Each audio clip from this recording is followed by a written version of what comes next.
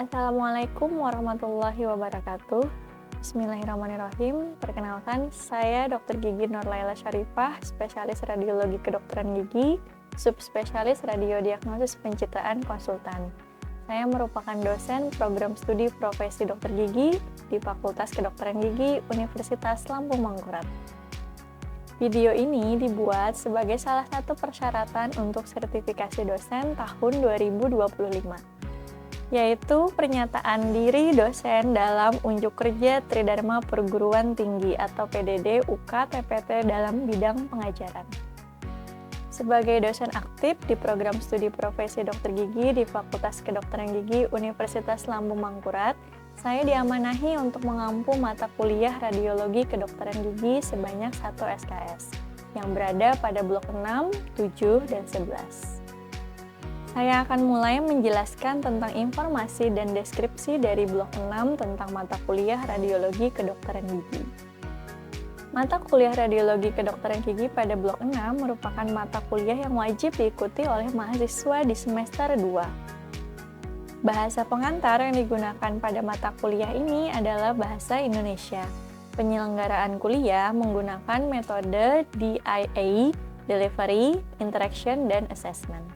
Pada aspek delivery, di sini dijelaskan bahwa deskripsi mata kuliah radiologi kedokteran gigi dari segi materi atau standar isi pembelajaran adalah mahasiswa mampu memahami tentang fisika radiasi dan biologi radiasi, prinsip dasar dental radiologi dan proteksi radiasi, pengendalian infeksi radiologi kedokteran gigi, teknik radiografi intraoral atau IO, paralel dan bisektris, film dan processing.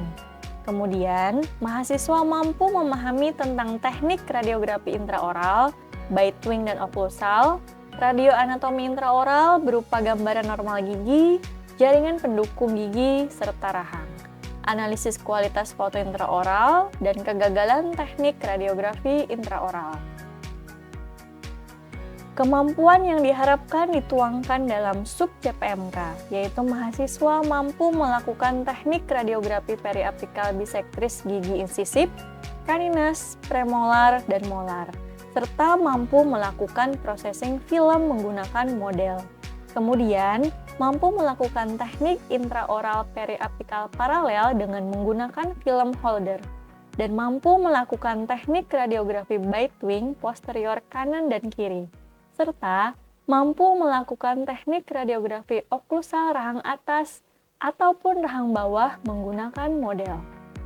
Pada aspek delivery, metode pembelajaran menggunakan ceramah, diskusi, kemudian praktikum dan skill lab, serta media pembelajaran menggunakan PowerPoint, buku ajar, kemudian alat peraga model, serta Kahoot.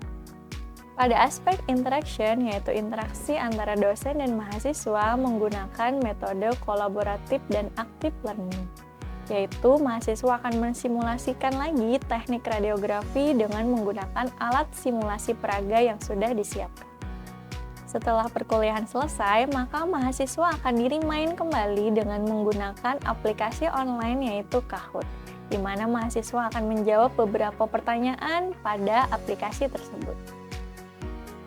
Pada tahap assessment, bagian komponen yang dinilai terdiri dari kehadiran 100%, kemudian buku kerja dan diskusi sebesar 60%, serta ujian OSCE 40%. Sekarang akan saya tampilkan cuplikan mata kuliah radiologi kedokteran gigi di blok 6. Oke, Assalamualaikum warahmatullahi wabarakatuh. Waalaikumsalam warahmatullahi wabarakatuh. Baik, pada hari ini kita akan melaksanakan perkuliahan ya dengan judul yaitu radiografi intraoral. Tetapi sebelumnya, sebelum kita memulai perkuliahan hari ini, ada baiknya kita berdoa terlebih dahulu. Dipersilakan satu orang pimpin baca doa ya. Oke, sebelum kita memulai perkuliahan kita, ada baiknya kita berdoa menurut agama dan kepercayaan kita masing-masing. Semoga berjalan lancar. Berdoa dipersilakan. Baik, berdoa bisa dicukupkan. Saya kembalikan ke dokter. Baik. Perkuliahan hari ini kita tentang radiografi intraoral ya.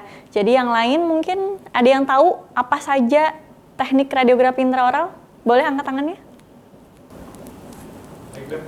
Ya. Untuk menjawab, kalau yang saya tahu ini, radiografi intraoral ini adalah penggunaan radiografi di mana kita memasukkan film ke dalam mulut dok.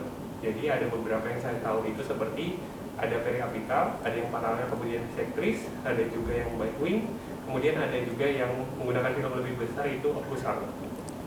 Oke, betul ya. Jadi yang dijelaskan oleh Marvel tadi ada 3 macam sebenarnya teknik radiografi intraoral. Satu apa? Periapikal. Kemudian yang kedua ada bite wing, yang ketiga ada occlusal. Nah, materi kita pada hari ini adalah tentang teknik radiografi intraoral yaitu bite wing.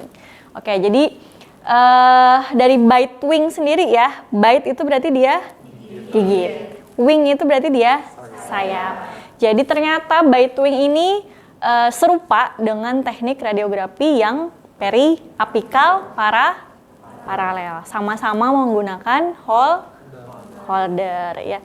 Jadi hari ini nanti kita akan mempergerakan penggunaan holder bite wing ya. Jadi nanti bite wing ini menggunakan holder yang berwarna merah ya. Oke. Tetapi sebelumnya dilihat ya. Di sini ada indikasi dari penggunaan bite wing sendiri. Ya. Jadi yang pertama adalah kita mau melihat karies proksimal. Ya. Jadi kenapa karies proksimal itu memang lebih detail dengan menggunakan bite wing?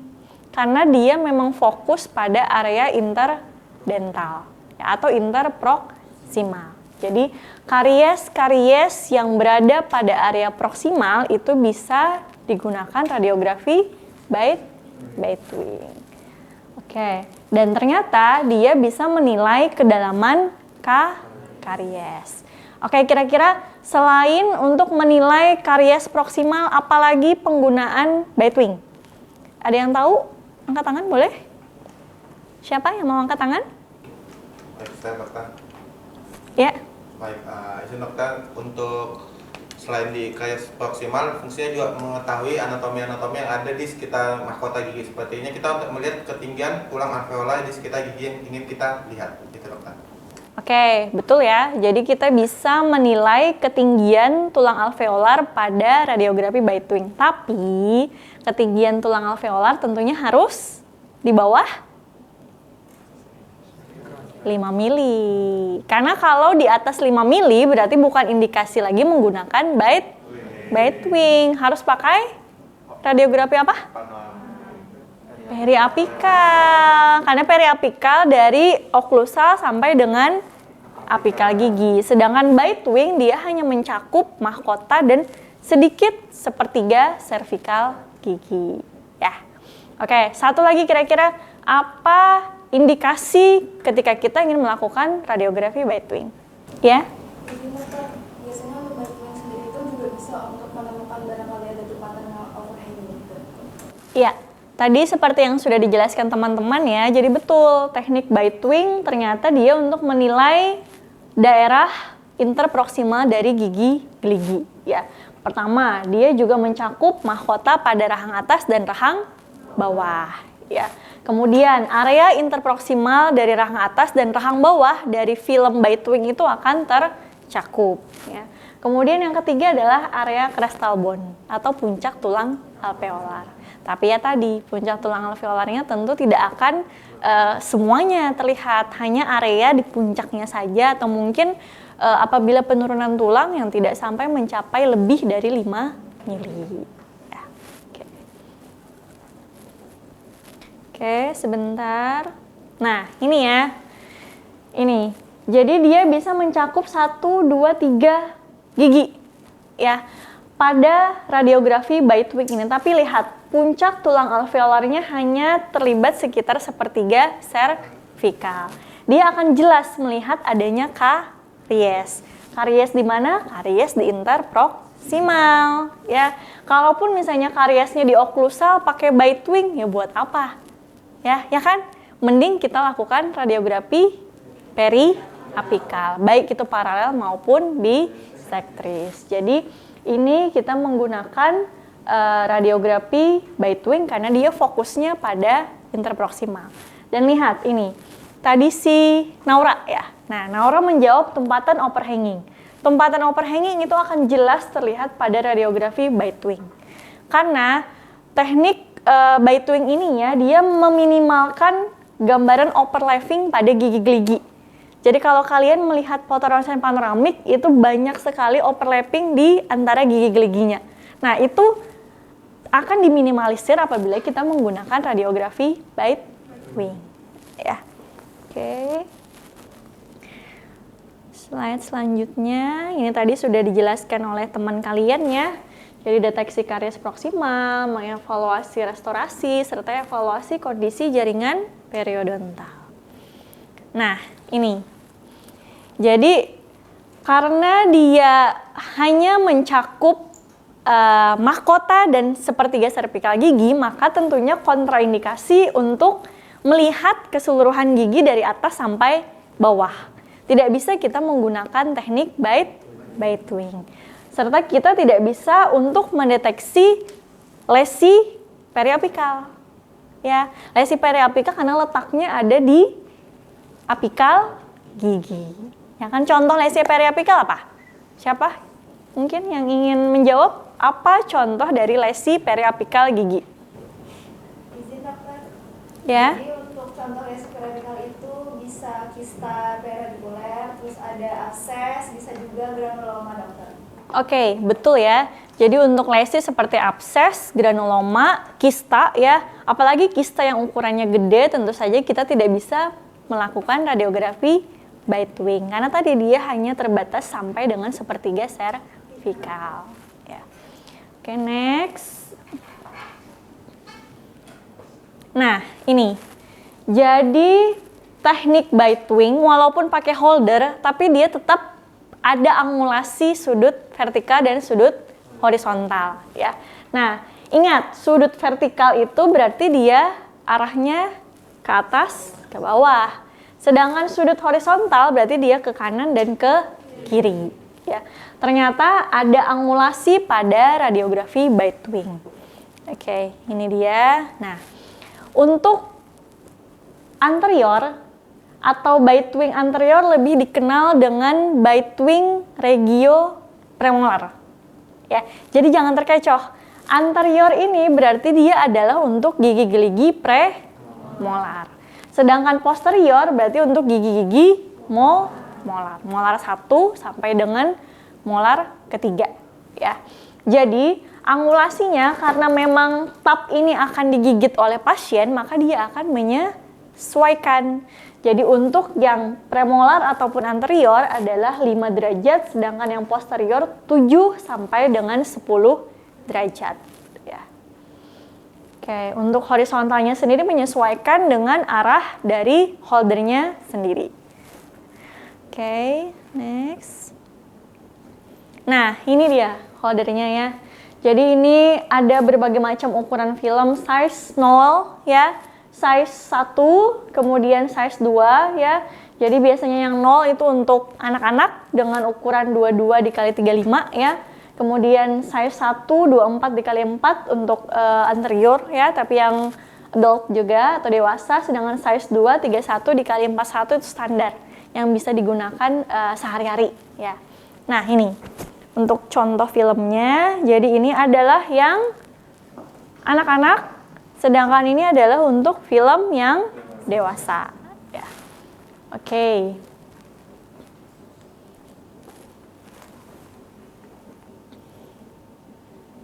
Nah, ini untuk yang series ya, series recent. Jadi sebenarnya kita bisa menggunakan teknik full mode istilahnya.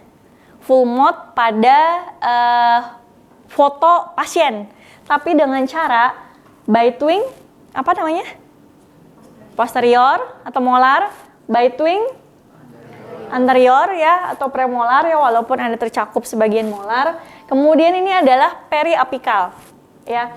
Jadi ini periapikal rahang atas dan periapikal rahang bawah. Kemudian ini bite wing sinistra ya. Kenapa gigi anterior itu tidak bisa dilakukan bite wing? Karena pasien tidak bisa ngatup ya. Makanya bite wing anterior itu adalah untuk gigi premolar. Ya. Oke, nanti kita akan simulasi menggunakan holder ya. Oke. Nah, Jadi peletakan film pada holder ya, ini holdernya ya. Jadi nanti jangan sampai ketukar bahwa ini nanti digunakan seperti ini. Ya, mungkin ada yang tahu, ada yang belum ya. Jadi ini holdernya kan kalau kayak gini dia seperti kotak. Kelihatan ya? Seperti kotak.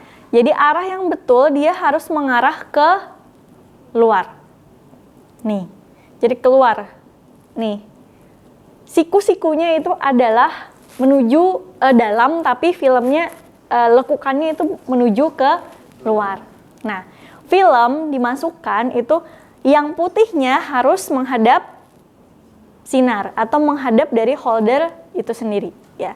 Jadi kalau misalnya kita masukkan ke sini, nah berarti dia harus yang putihnya berada di tengah.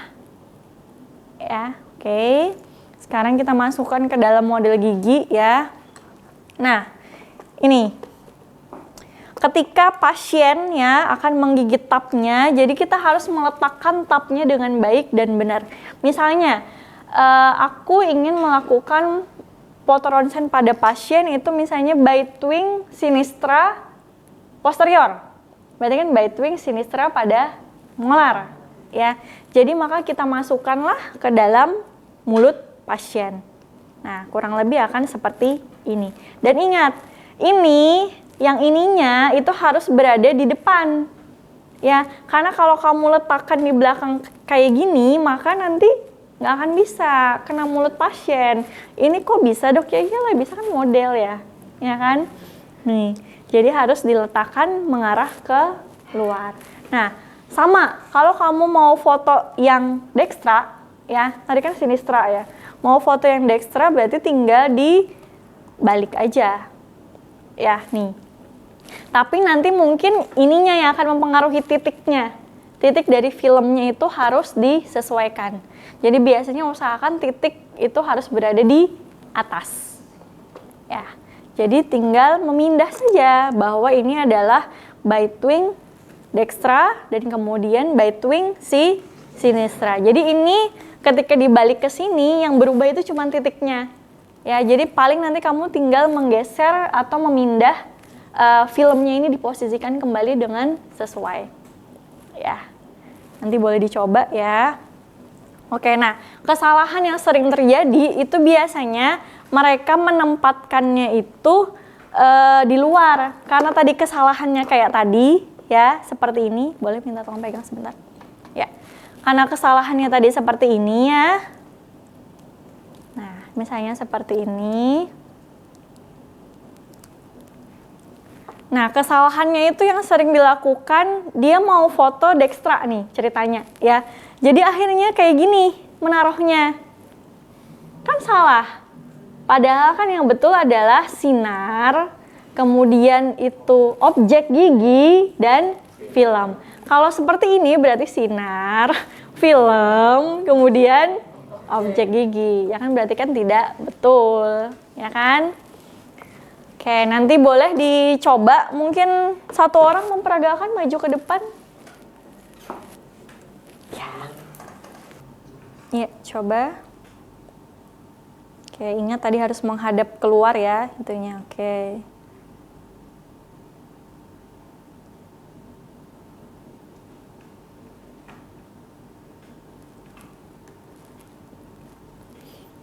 Ya. Oke. Iya. Nah, oke, nanti akan seperti ini posisinya ya. Jadi nanti tapnya itu harus diarahkan betul-betul ke okklusal. Oke.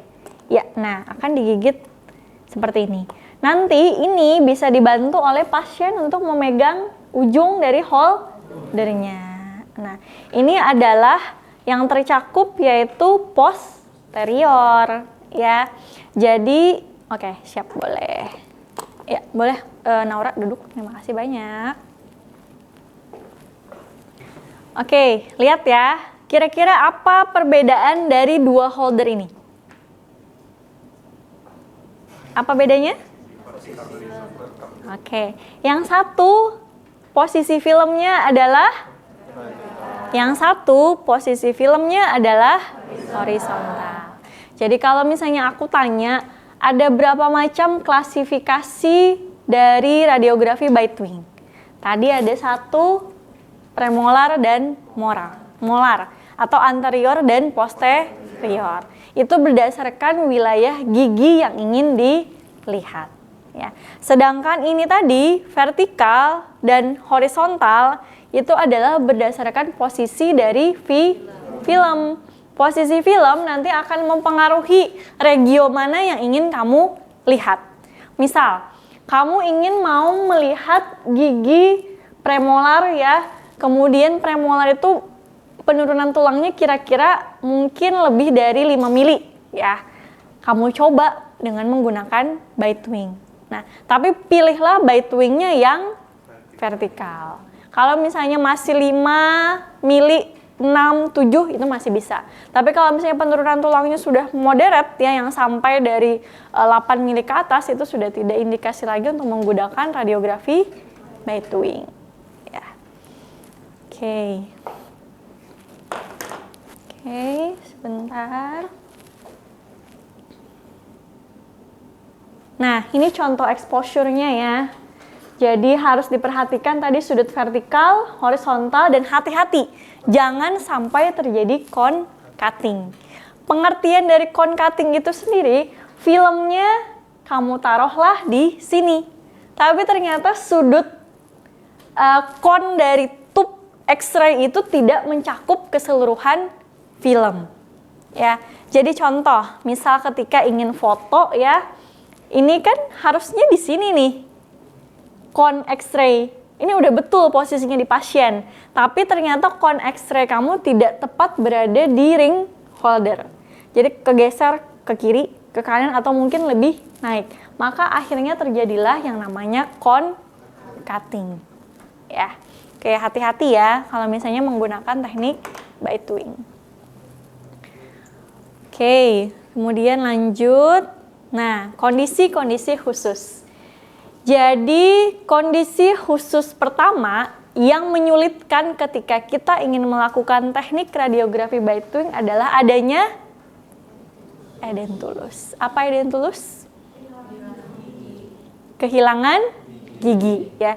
Jadi gigi yang hilang pada area edentulus tentu menyulitkan karena bite wing berarti harus menggigit. Sedangkan area bawahnya itu kosong, tidak bisa digigit.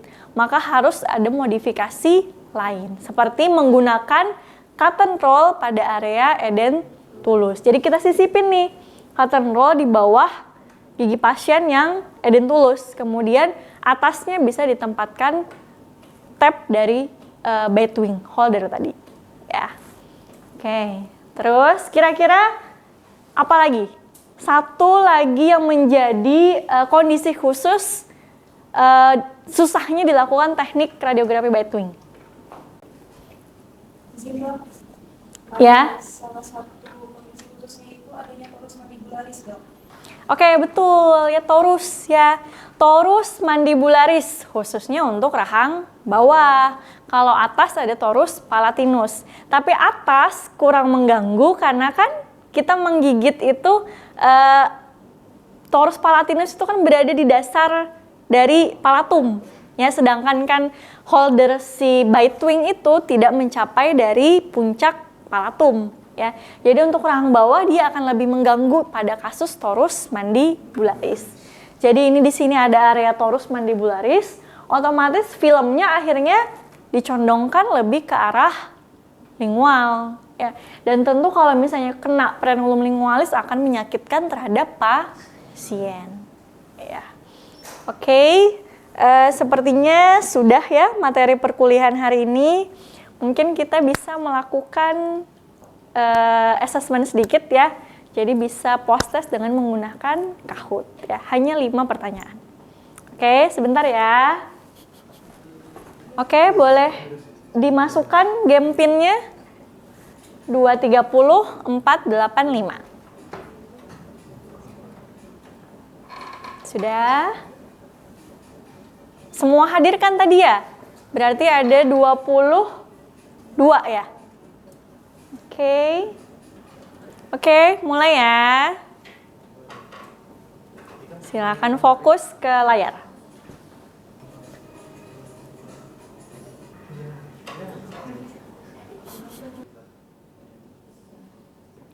Ini tuberositas maksilaris, bukan torus. Ya, jadi torus dan tuberositas itu adalah berbeda. Tuberositas berarti dia di posterior rahang atas, tidak mengganggu terhadap teknik bite wing. Yeay. Oke, cukup sekian hari ini ya. Terima kasih banyak atas perhatiannya ya serta partisipasinya dalam perkuliahan hari ini. Dimulai dengan doa, tentunya kita harus mengakhiri perkuliahan hari ini dengan doa pula. Silakan satu orang mungkin dipimpin Akbar. Baik, untuk mengakhiri perkuliahan kita pada hari ini, mari kita berdoa menurut agama dan kepercayaan kita masing-masing. Berdoa dimulai. Berdoa cukupkan saya kepada Tuhan.